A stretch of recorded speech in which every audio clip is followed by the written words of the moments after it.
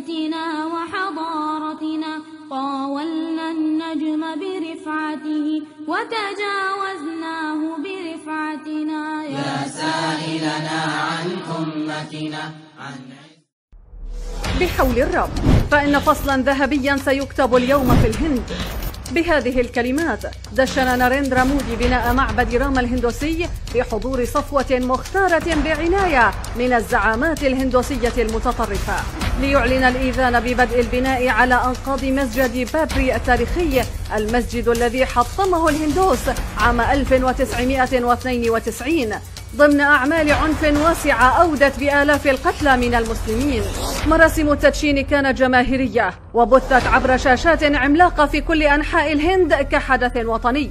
تابع الهندوس من الهنود الحدث، وأقيمت الطقوس الاحتفالية والصلوات الهندوسية، وزعت الحلوى ومشاهد الرقص عمت ولايات البلاد.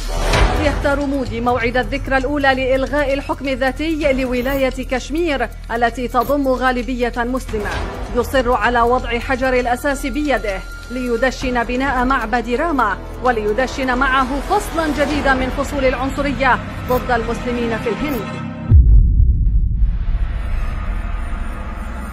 يقع مسجد بابري بمدينة أيوديا بولاية أوتار براديش شمالي الهند على هضبة راماكو المقدسة لدى الهندوس.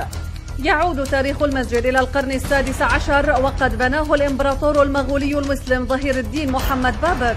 ويزعم الكثير من الهندوس أن مسجد بابري بني على أنقاض معبد بمكان مولد راما الذي يعدونه إلها، ويزعمون أن الإمبراطور المغولي المسلم هدم معبدهم عام 1528 لبناء المسجد. وانطلاقا من تلك المزاعم شهد المسجد اعتداءات متكررة انتهت بهدمه بالكامل. أولى تلك الاعتداءات كانت في 22 من ديسمبر كانون الأول عام 1949 عندما هاجم مجموعة من الهندوس المسجد ووضعوا فيه أصناما ما اضطر السلطات لإغلاقه. في 3 من نوفمبر تشرين الثاني عام 84 سمح رئيس الوزراء الأسبق راجيف غاندي للهندوس بوضع حجر أساس لمعبد هندوسي في ساحة مسجد بابري، وفتحت أبواب المسجد للهندوس لإقامة شعائرهم فيه. استمرت الانتهاكات وتكررت الاعتداءات إلى أن جاء اليوم الأسود في تاريخ مسلمي الهند. في 6 من ديسمبر كانون الأول عام 92 قام المتعصبون الهندوس بهدم مسجد بابري. اشتعلت البلاد واجتاحت بعض المدن أعمال شغب ومواجهات طائفية بين الهندوس والأقلية المسلمة، لتغيب شمس ذلك اليوم على أكثر من 2000 قتيل من المسلمين. لم تنتهي القصة هنا، استمر الصراع على أرض المسجد ليصدر حكم بتقسيم مساحته البالغة 25 هكتارا إلى 3 أقسام، ثلث الموقع للمسلمين والثلثان للجماعات الهندوسية. طعن المسلمون بالحكم، استمر النزاع وعقدت 4000 جلسة للنظر في القضية، لتقضي محكمة بتسليم الأرض التاريخية لمسجد بابري التاريخي للهندوس لبناء معبد عليه، مقابل منح المسلمين أرضا بديلة بمساحة 2 هكتارين لتشييد مسجد عليها في منطقة أيوديا. وفي نوفمبر تشرين الثاني 2010 اتهم تقرير حكومي زعماء بهاراتيا جاناتا بدور في التخطيط لتدمير المسجد، وهو الحزب الذي يرأسه اليوم ناريندرا مودي رئيس وزراء الهند.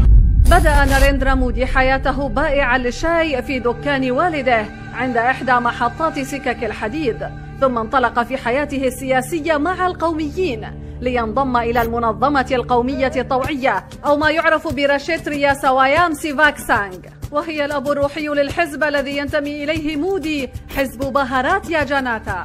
تأسست عام 1925 كأكبر منظمة دينية في البلاد لحماية الثقافة الهندوسية، وتتهم بالوقوف وراء اغتيال المهاتما غاندي بتهمة التعاطف مع المسلمين.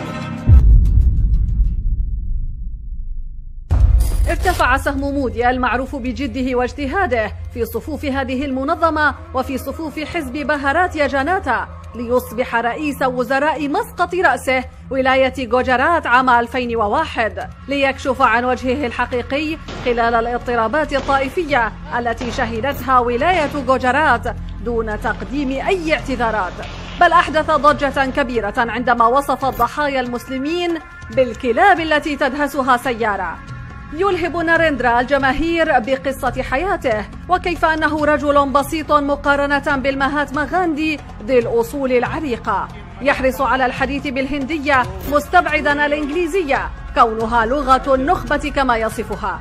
عزز الرجل اقتصاد ولاية جوجرات وتبنى قضايا قومية فصعد نجمه أكثر ليحقق أكبر نصر في تاريخ الهند ويصبح رئيسا للوزراء، وفي ذات الوقت يتزعم حزبا حقائديا يرفض حقوق المسلمين، فيصر على المضي باستهدافهم من قانون الجنسية الذي يحول ملايين المسلمين إلى بدون في بلدهم وسيفقدون جنسيتهم وحق المواطنة، إلى إلغاء الحكم الذاتي لإقليم كشمير ذي الغالبية المسلمة وتحويله إلى التبعية المباشرة للهند. नई व्यवस्था के तहत हम सब मिलकर आतंकवाद, अलगाववाद से जम्मू कश्मीर को मुक्त कराएं। والهدف هو تحويل التركيبة السكانية لتلك المنطقة على المدى الطويل إلى الانتهاكات الطويلة بحق المسلمين في الهند، حرق للبيوت والمساجد والممتلكات والسيارات،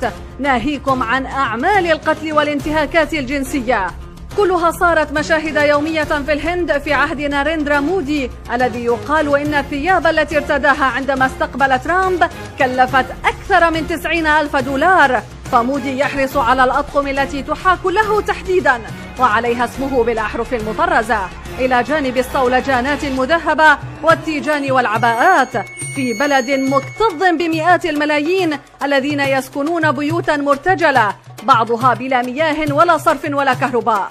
وهؤلاء الهنود لا يدركون أن البلاد تحولت من خرقة غاندي إلى أردية مودي الباهظة التكلفة. وهكذا يهدد ناريندرا مودي أمن الهند وأمن الشعب الهندي بل وأمن العالم أجمع، يهدد أكبر ديمقراطية على وجه الأرض ليبعدها أكثر فأكثر عن الدولة العلمانية والمتعددة الطوائف التي أرسيت عند الاستقلال عام 47 لتتحطم هذه المعجزة العالمية.